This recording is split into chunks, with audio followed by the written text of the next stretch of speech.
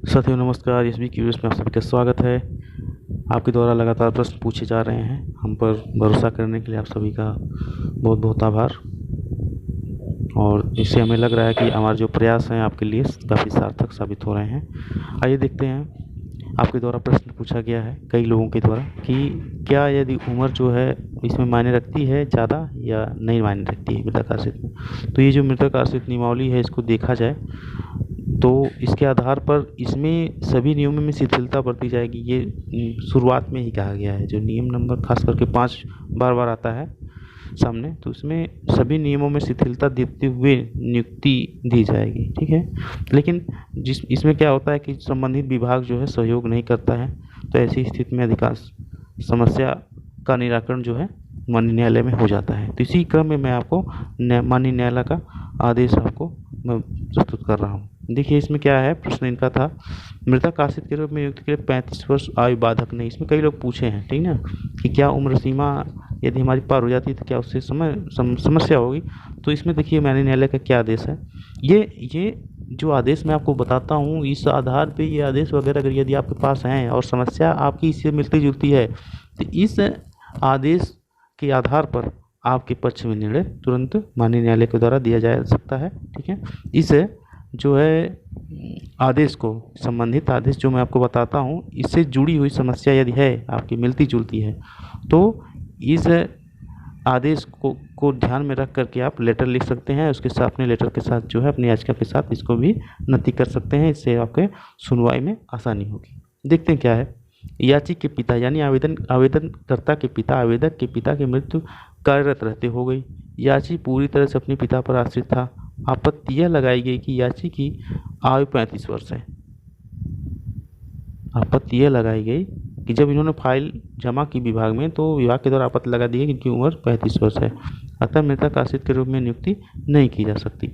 याची का कथन है कि वह बेरोजगार है, पिता द्वारा लिया गया कर्ज भी चुकाना है। न्यायालय का मत है कि आयु में शिथिलता बरते हुए याची की मृतक आश्रित के रूप में नियुक्ति उचित है। ठीक है, इसमें देखिए माननीय न्यायालय का क्या मत है, इसको देखते हैं। The petitioner was still unemployed and was dependent of his father. जो आवेदन करता है, जो याचिका करता है, वो अपने पिता पर पूरी तरह से निर्भर है और बेरोजगार है। The deceased had taken loans which are required to be paid of.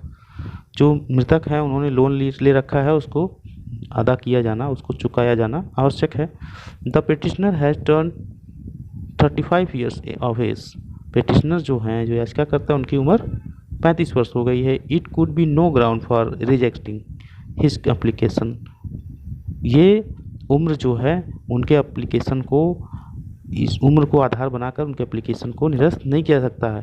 ठीक है, क्लास क्या है 5 of the schemes clearly shows that is can not be relaxed in exceptional cases. ठीक है, तो इसमें माननीय न्यायालय ने कहा कि जो है आप रूल नंबर 5 को देखिए, उसमें स्पष्ट रूप से बताया गया है, दिखाया गया है कि उम्र जो है विशेष परिस्थितियों में मायने नहीं रखती है। ठीक है, ये मैटर किसका था, Sangam Kumar Shukla versus Union of India 2005। ठीक है, ये रिट नंबर वगैरह है। तो मैं आपको ये जो बार बार बताता हूँ कि जो माननीय न्यायालय के निर्णय हैं, इससे संबंधित यदि आपकी समस्याएं होती हैं तो आप तुरंत जो है न्यायालय जाइए और आपको न्याय मिलेगा, न्याय आपको अवश्य मिलेगा।